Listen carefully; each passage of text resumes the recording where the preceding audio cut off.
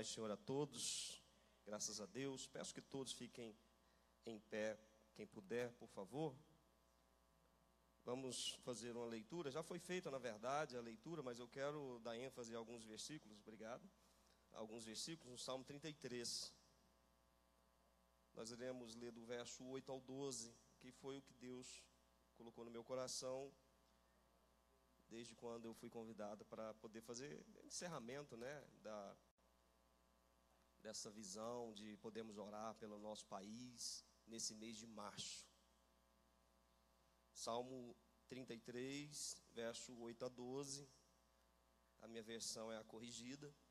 Assim diz a palavra do Senhor: tema toda a terra ao Senhor, temam-no todos os moradores do mundo, porque falou e tudo se fez, mandou e logo tudo apareceu.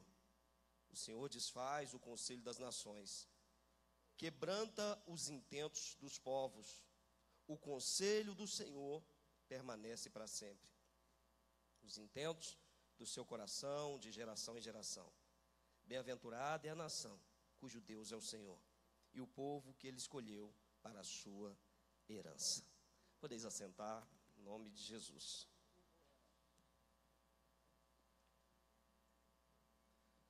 Graças a Deus. Você ministrar uma palavra para falar sobre o Brasil com o tema Feliz a nação cujo Deus é o Senhor. É uma palavra que nós, muitas das vezes, nós vamos aprender nada de novo. A gente sabe o que deve ser feito. A gente sabe qual a missão de cada um. A gente sabe qual a função de cada um. E é fato que se eu perguntar individual e coletivamente, aqui para a igreja, todos vão confirmar que o Brasil, apesar de ter muitas pessoas, com certeza, orando, muitas pessoas jejuando, clamando pelo Brasil, é fato que o nosso país ele está mergulhado em ataques malignos. O nosso país ele está envolto em trevas. O nosso país está com um ataque na parte de corrupção, na parte de mudança de princípios, o que é correto diante de Deus. A sociedade brasileira tem batido na tecla para inverter o correto de Deus, e isso tem sido massificado na mente das pessoas, na mente dos evangélicos, e nós vemos então muitos evangélicos mudando os conceitos para poder defender aquilo que o mundo, a sociedade brasileira defende.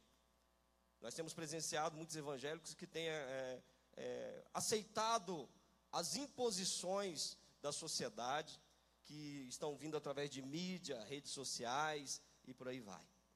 Nós temos visto o nosso país mudando todos os conceitos, os princípios basilares da palavra de Deus, da Bíblia Sagrada e etc, etc. Tudo que nós temos visto acontecer no nosso país de algum tempo para cá requer que nós tomemos um posicionamento. Então, talvez, no decorrer desse mês, você tenha vindo e ouvido palavras que são palavras um pouquinho mais técnicas, talvez, né? Técnicas, talvez. Porque talvez você também esteja com o coração aberto. Eu vou para a igreja hoje para ouvir uma palavra de porta aberta, de bênção. E aí vem e se fala sobre que nós devemos orar pelos políticos, como nós ouvimos aqui, que nós devemos orar pelo nosso país, e tudo isso tem a ver também com a porta aberta que você vai receber. Tudo isso tem a ver. Mas nós lemos então no Salmo 33, que o evangelista Renato, já no momento da leitura bíblica, direcionado pelo Senhor, já tinha feito uma leitura mais completa, mas eu li do verso 8 ao verso 12. Mas, amados, o Brasil ele é um país laico. O Brasil é um país laico, você vê isso na Constituição. Essa laicidade, que significa que o Brasil não tem uma religião oficial. Não tem uma religião oficial, apesar de que nós vemos que nos gabinetes dos políticos existe uma tendência a poder partir para uma linha religiosa. Mas fato é que está elencado que o Brasil é um país laico. Mas essa laicidade, ela tem um problema que faz com que o sincretismo religioso. O que é o sincretismo religioso? É a mescla de todo tipo de religião. A pessoa, muitas das vezes, ela vem aqui na IDEPS, ela entra na IDEPS, não faz uma aliança com Jesus, não faz uma aliança com a igreja, não faz uma aliança com Deus. Daqui a pouco ela está em outra igreja, de outra visão religiosa, e por aí vai. Isso não é exclusividade dos evangélicos, que a gente sabe que tem pessoas que estão dentro da igreja, daqui a pouco está fazendo uma oferta para Iemanjá, está fazendo uma invocação de entidades. Tem pessoas que são assim. Tem pessoas que saem do culto e já vão para outra linha religiosa, e assim vai. E esse sincretismo religioso que o Brasil enfrenta faz com que a nossa nação ela possa, então, não ter uma identidade. O Brasil ele não tem uma identidade.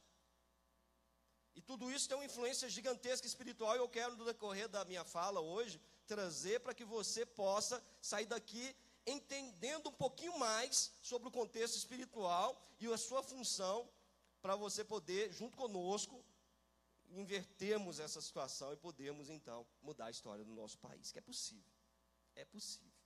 Tá? É possível sim. Um país que segue costumes, e tradições, que adultera a palavra de Deus, induz o povo à idolatria não tão somente a ídolos, mas idolatria em relação à cultura, idolatria em relação a ondas musicais, como nós temos no país. Você vai para uma região, é o funk, para outra é o samba, e por aí vai, de norte a sul, de leste a oeste. É uma idolatria gigantesca em relação a festas como carnaval. É uma idolatria gigantesca. Nós estamos adentrando agora a um período que, se você for para a Bíblia, nesse feriado, ele tem um significado. Mas aí vem o mundo e distorce o significado. E aí, muitos evangélicos são direcionados a viver a essência da Páscoa na questão do consumismo do tal ovo de chocolate. Eu não digo ovo de Páscoa porque para mim não é ovo de Páscoa. Páscoa tem um significado, é ovo de chocolate. E aí a essência dos princípios bíblicos, por causa de um aparente nada a ver, deixa de ser radical, seu filho não pode se abster de ter um chocolatezinho. Não vou entrar na ministração, porque só passo com a ministração que cabe horas e horas.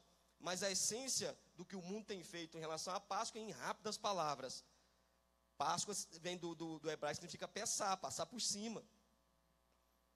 Os símbolos da Páscoa, dentre os símbolos da Páscoa, tinha um que era ervas amargas, para simbolizar o gosto amargo do pecado. Foi substituído por quê? Chocolate, que é doce e traz prazer. Tudo foi mudado. O símbolo da Páscoa é o que? O cordeiro. Na essência, Jesus que sacrificou, porque ele é a nossa Páscoa. Foi substituído por quê? Um animal imundo, que é o coelho. E por aí vai.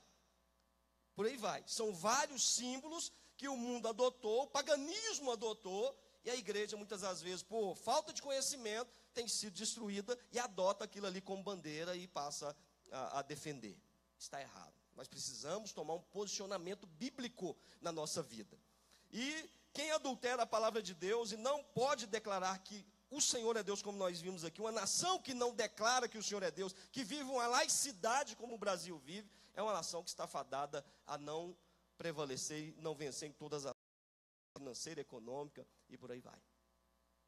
Então, muitas das vezes nós vemos algumas pessoas, está vindo um avivamento sobre o Brasil. Está vindo um avivamento sobre o Brasil, eu creio, nós vamos falar sobre alguns exemplos, mas da forma que está, e se nós mantivermos o nosso posicionamento inerte, e muitas das vezes com um pensamento e uma atitude mais voltada para as atitudes do mundo, vai ter avivamento coisa nenhuma. Não se iluda, não se engane. Vai ter avivamento coisa nenhuma. Até porque a palavra também fala que nos últimos tempos as coisas só piorariam. Isso é bíblico. Mas fato é que nós podemos fazer com que tudo aconteça de uma maneira diferente. Podemos sim. E aqui nós vimos no verso 12 que bem-aventurado é a nação cujo Deus é o Senhor. Bem-aventurado. Essa palavrinha bem-aventurado, no grego é Macários. Então, quando você vai lá para as bem-aventuranças lá de Mateus, você vai verificar que a visão bíblica aí de Deus, no reino de Deus, é totalmente diferente. Você é bem-aventurado, você é feliz, que significa Macários. Bem-aventurado significa feliz. É quando você é perseguido. Coisa doida, né? O cristianismo é assim. Você é feliz quando você é injuriado pelo nome de Jesus. Estranho, muitas pessoas buscam a felicidade em todas as coisas. E aí a palavra de Deus fala em 1 Coríntios, se a nossa esperança em Cristo se limitar tão somente às coisas dessa vida, somos os mais infelizes de todos os homens. Está aí a explicação para muitas pessoas, porque ela é infeliz, porque a vida dela é voltada para buscar as coisas dessa vida. A vida dela é voltada para buscar as coisas palpáveis e materiais. A felicidade de qualquer nação defende fundamentalmente, a partir daqui eu coloco em letras garrafais, brilhosas, fundamentalmente do reconhecimento da soberania de Deus. A felicidade de qualquer nação depende fundamentalmente do reconhecimento da soberania de Deus. Uma nação que não reconhece Deus como seu Senhor é uma nação que está fadada a acontecer o que está acontecendo no Brasil, que faz questão de dizer que é um país laico. Como se fosse vantagem dizer que é um país laico, que defende todas as religiões, um país que é aberto para todas as linhas religiosas. Isso não é vantagem. Tanto é que nós estamos vendo o nosso país, o caminho pelo qual ele está sendo dirigido, que é um caminho de abismo. Ético, moral, financeiro e por aí vai. Mas nós podemos mudar isso. Nós podemos mudar a essência do nosso país. Pastor, eu sou um em milhões, mas nós podemos. Nós podemos.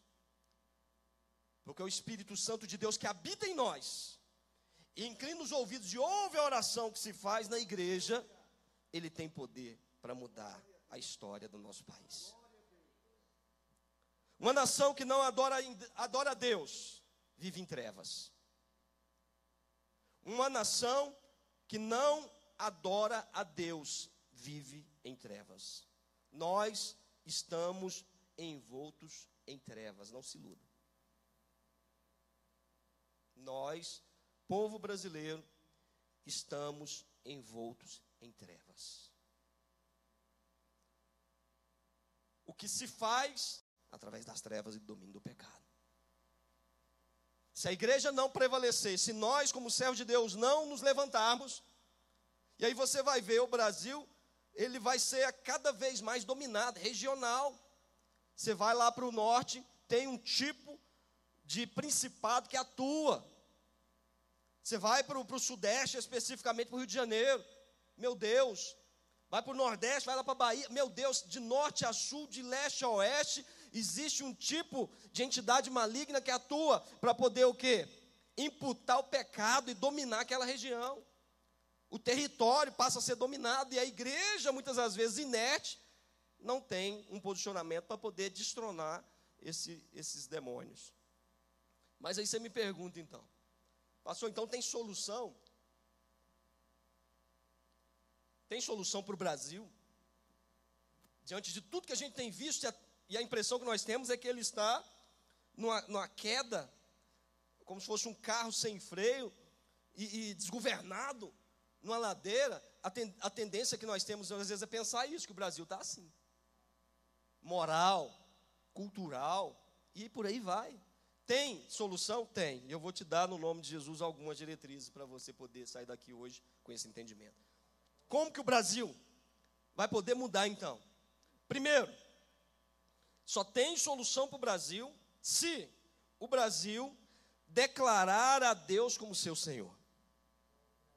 Se o Brasil declarar a Deus como seu Senhor, aí na sua mente você já deve ter pensado assim, como que então o presidente da República vai declarar a Deus como seu Senhor? Que a mente nossa já vai jogar a responsabilidade para a mais alta autoridade política do Brasil. Não. Você imagina que pode ter um presidente adorando o diabo, mas a grande maioria das pessoas envoltas adorando a Deus, quem prevalece? Quem prevalece? Uma nação, quando você vai estudar, você vai ver que uma nação, um estado, ele é formado de 3 coisas: povo, território e um governo soberano. Quando você tem esse tripé, se forma uma nação: povo, território e um governo soberano. Se forma a nação. A nação não é formada só do governo, a nação não é formada só da terra. O principal é o povo. O principal é o povo. Tanto que é o povo que tem o poder para colocar e tirar fala em termos naturais, colocar e tirar o presidente, colocar e tirar o deputado, é o povo.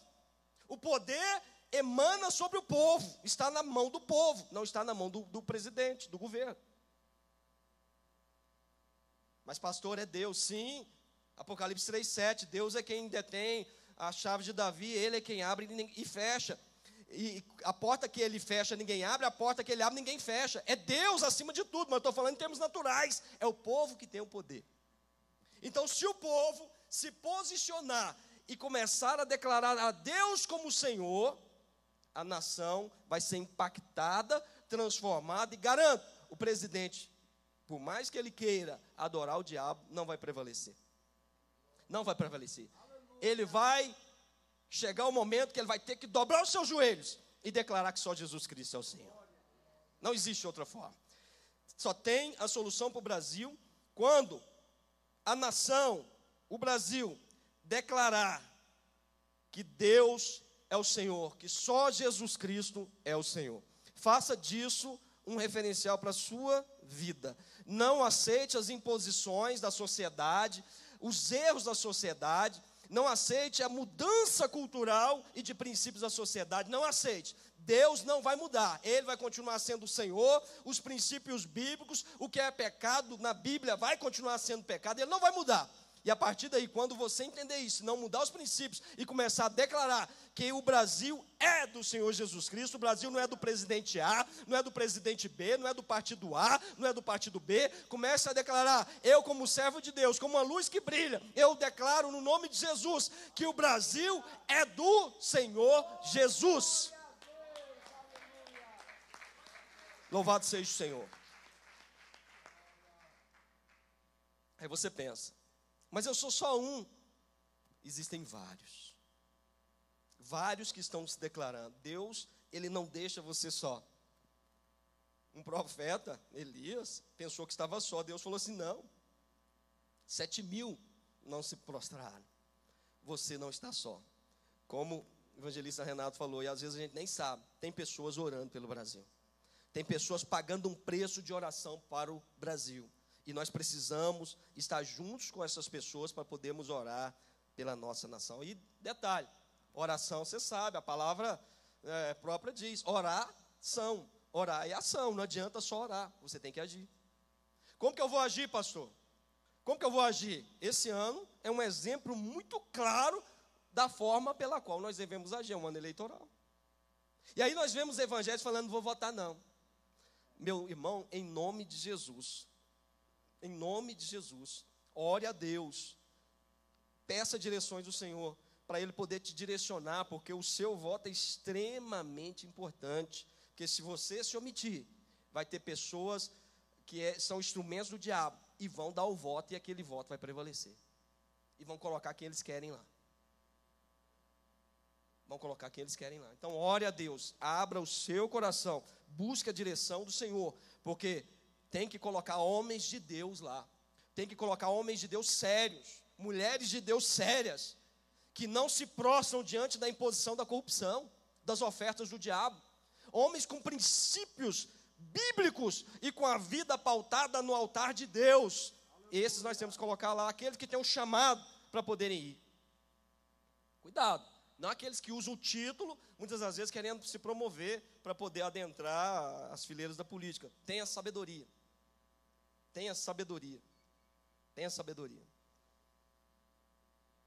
Segundo, primeiro, o Brasil só vai ser próspero, abençoado, só tem solução para o Brasil se a nação declarar a Deus como Senhor. Segundo, a igreja deve exercer sua missão. A igreja deve exercer sua missão, não omissão, sua missão.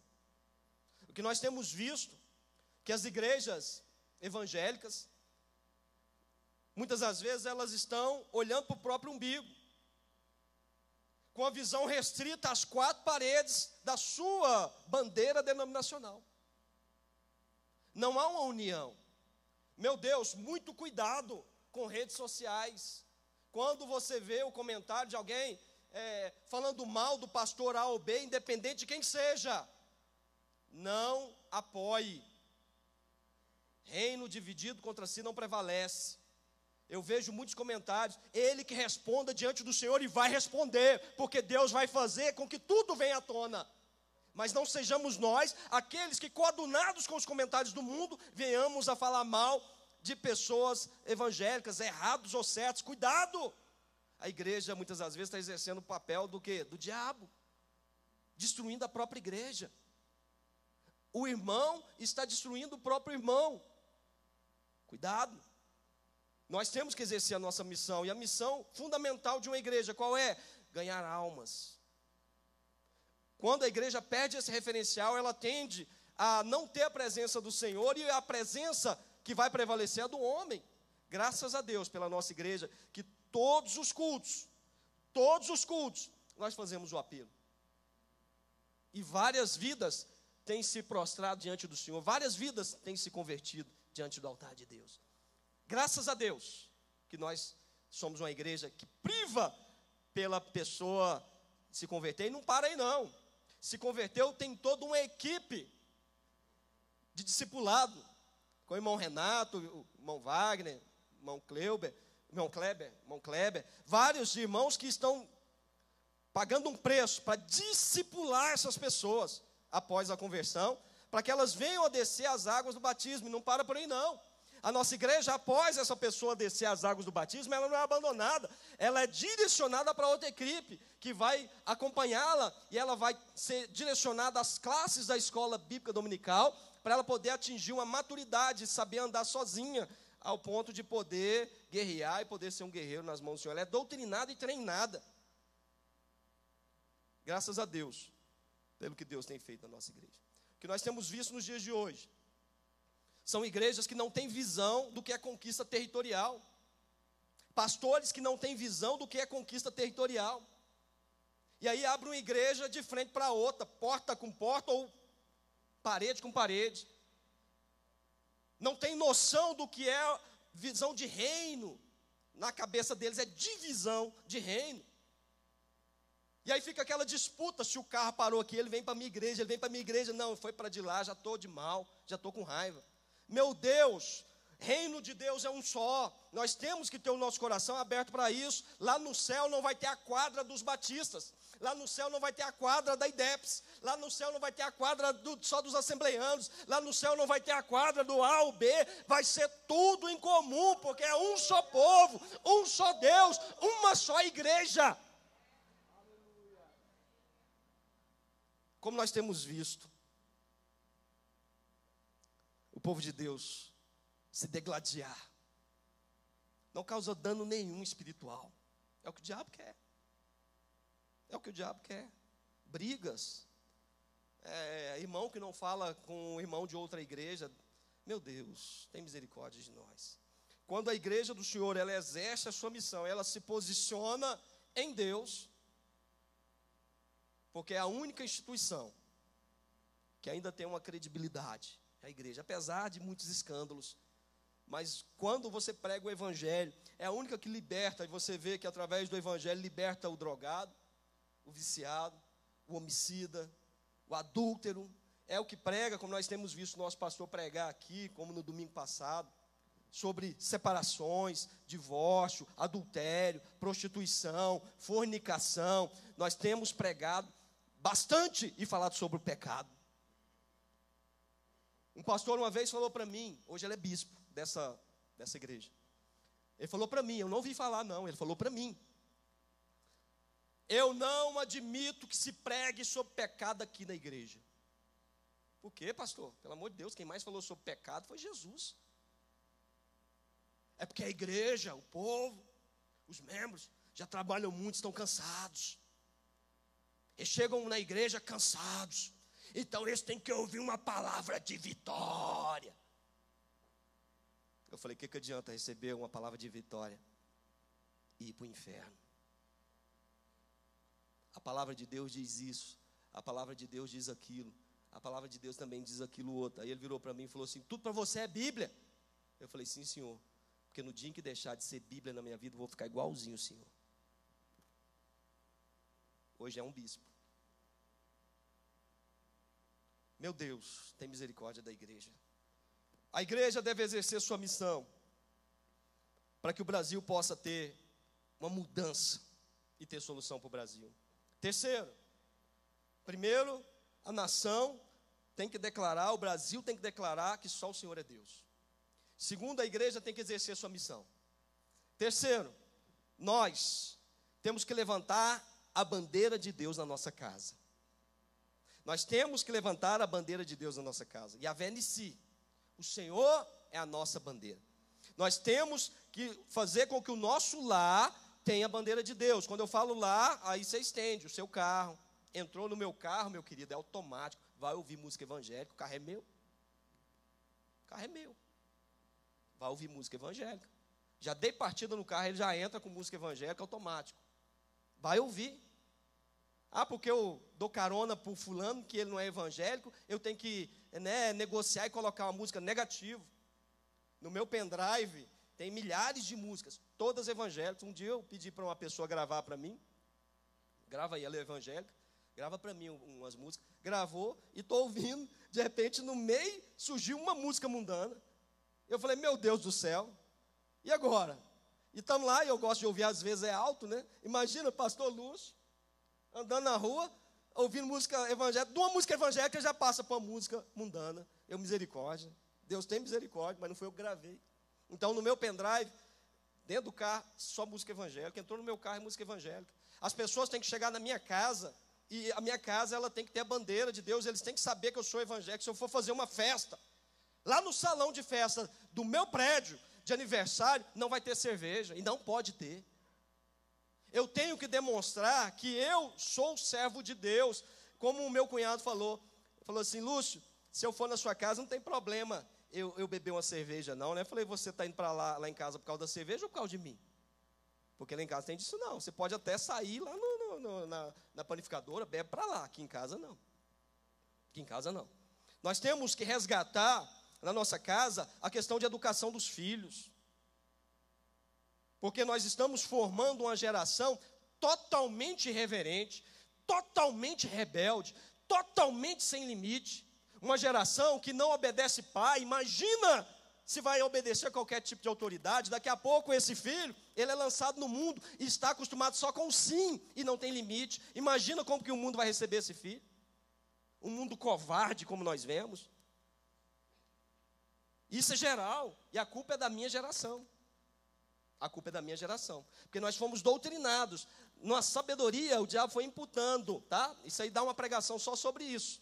Mas a minha geração foi doutrinada tudo devagarzinho, através de histórias em quadrinhos, desenhozinho da minha geração, quando a gente era criança. O que você me diz? Quem é o pai de Huguinho, Zezinho e Luizinho? Tem o Pato Donald, que é o tio. Cadê o pai dele? Família destruída. O Donald nunca casa com a Margarida. O Pateta nunca casa com a Clarabella. E você vai ver todos os desenhos da minha geração, é dessa forma. Famílias destruídas. E a minha geração, quando criança, isso aí tudo foi imputado para a gente cresceu com a visão de família destruída. E aí a gente faz com que hoje as nossas famílias também sejam destruídas. E às vezes destruídas na nossa própria sala. Porque o que tem de pessoa evangélica que não se liberta da tal da novela, não consegue. Você vai fazer visita para evangélico e muitas das vezes você está fazendo uma visita e a TV está ligada na novela e a TV está para cá, você está sentado aqui. A pessoa está assim, aham, pastor, aham, meu Deus, já passei por isso várias vezes. E é evangélico. Agora, nesse final de semana, eu fui comprar um terno e estava conversando precisava fazer um ajuste, o alfaiate se identificou como evangélico, e a gente trocando, falando de pregadores e tal. E ele se diz evangélico e tal, de repente na conversa dele, não, porque aí, determinado dia eu fui para o bar, porque a gente tem que dar uma relaxada, tem que tomar uma para relaxar, né? Eu falei, meu Deus do céu. Meu Deus do céu. É o que nós temos visto. Tinha um irmão, filho meu na fé, que ele era viciado em cerveja. Aí ele se converteu. E não se libertou, e ele tomava cerveja sem álcool. E eu falava para ele, irmão, se eu for falar para você tudo isso é porque eu vício, continuo mesmo. Tem pessoa que não bebe cerveja sem álcool, mas é viciado na coca, viciado né? O vício é o mesmo, a essência é a mesma. E ele, não abria mão, eu tenho que tomar minha cervejinha sem álcool, não estou ficando bêbado, a Bíblia diz para não bebedar, tá, então deixa, é o Espírito Santo, mostra para ele. E aí ele foi crescendo na igreja, daqui a pouco ele era um referencial, tomando a cerveja sem álcool, aparentemente nada a ver, né? Aí um dia, ele já tinha umas pessoas que ele estava acompanhando, um dia ele está lá no supermercado, chegou no caixa, passando a sua cerveja, quem chega perto dele, ô irmão, paz do Senhor, uma das pessoas que ele discipulava, na hora o Espírito Santo, pá! Ele chegou em mim e falou assim, nunca mais na minha vida, que vergonha que eu passei. Eu falei, pois é, você passou diante do homem, imagina quantas vezes Deus viu isso. Acabou, se libertou, precisou passar por isso. A nossa casa precisa resgatar o culto familiar. Nós precisamos resgatar o culto familiar. Nós vemos na igreja que há uma facilidade tão grande de líderes orar por todo mundo, mas não ora pela esposa. Irmãos, não ora pelos irmãos. Os cônjuges não oram, não leem Bíblia. Nós precisamos resgatar isso.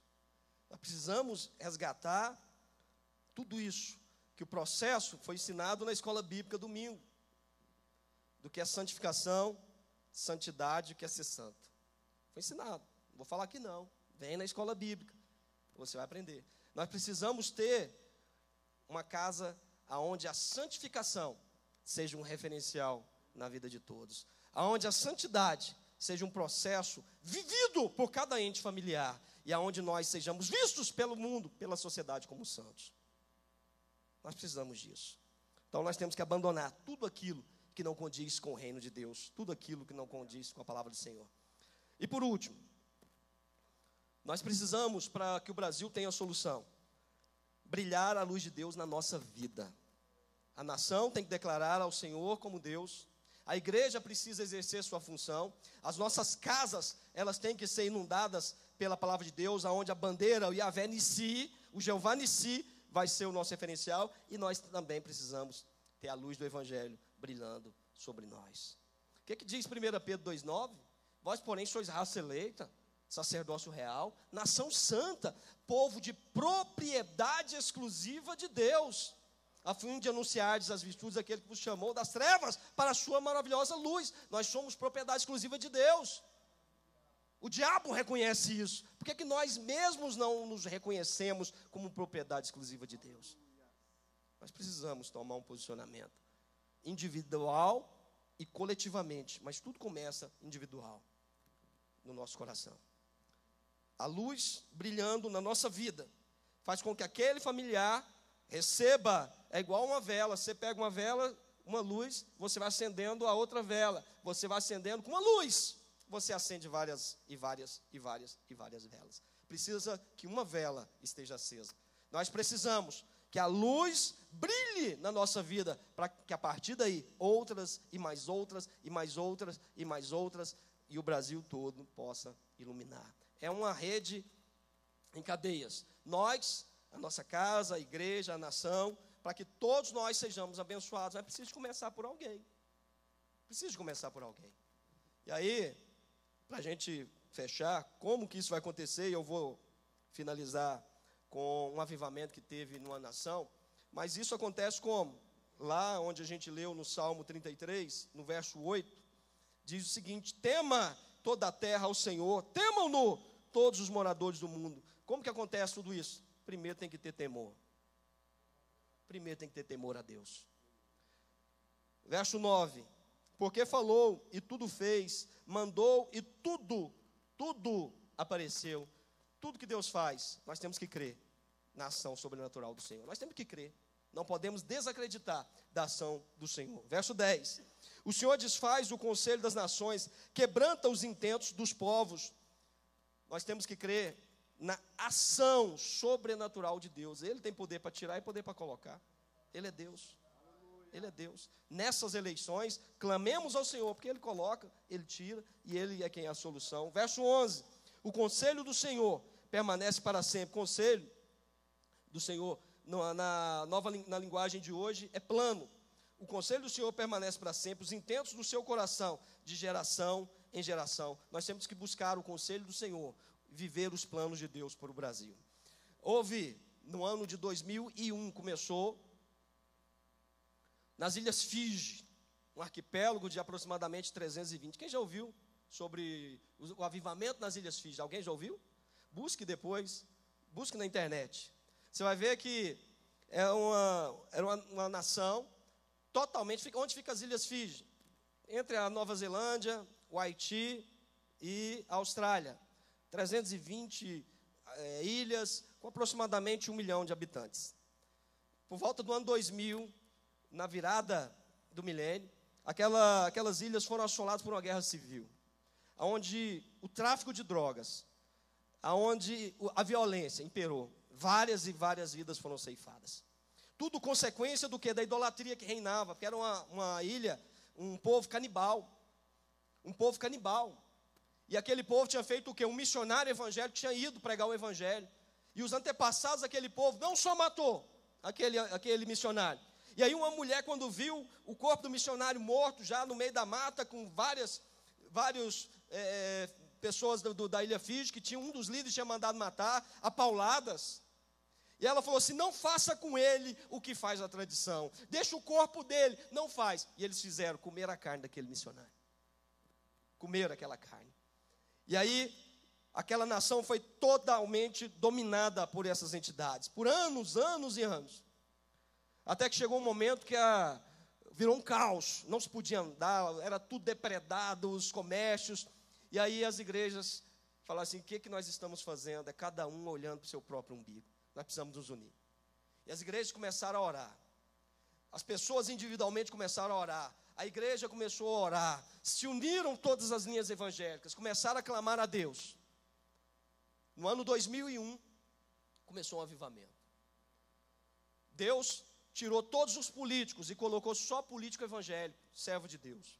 Aproximadamente 80% a 90% de toda a população se converteu a Jesus Cristo. E passou aí para as igrejas. O hinduísmo, que era a religião oficial, teve várias perdas, porque as pessoas que serviam às entidades do hinduísmo começaram a se converter. Até a natureza mudou a sua essência. Rios que estavam contaminados há anos e anos começaram a fluir água pura, água viva. Peixes que há 55 anos tinham sido desaparecidos começaram a aparecer, e não do tamanho da época que eles ouviam falar, mas enormes. Árvores que só cresciam, não davam fruto, até a natureza. Uma das entrevistadas fala assim: tinha uma banana que dava desse tamanhozinho, agora a banana é enorme, as frutas são enormes, até a natureza sentiu o avivamento, porque o povo começou a clamar a Deus, e toda a nação foi impactada ao ponto do primeiro-ministro, que poderia pedir voto. Ele, diante de toda a nação, numa declaração, ele pediu perdão por tudo que seus antepassados fizeram. E a partir dali, as pessoas diretamente envolvidas, aquelas famílias, os que mataram, daquela tribo que mataram o missionário, chamaram as pessoas descendentes do missionário e pediram perdão. Nós pedimos perdão para vocês por tudo que os nossos antepassados fizeram com aquele missionário. E houve perdão, e a nação foi toda impactada. E o primeiro-ministro, ao invés de pedir voto, ele, diante de toda a nação, ele diz: eu quero pedir perdão ao meu Deus, o Senhor Jesus, por tudo que nós fizemos, a nossa nação fez de errado. Eu quero pedir perdão pela idolatria. Eu quero dizer: entrego nas mãos do Senhor Jesus a nação das Ilhas Fiji, e a partir de hoje só existe um Deus, que é Jesus Cristo.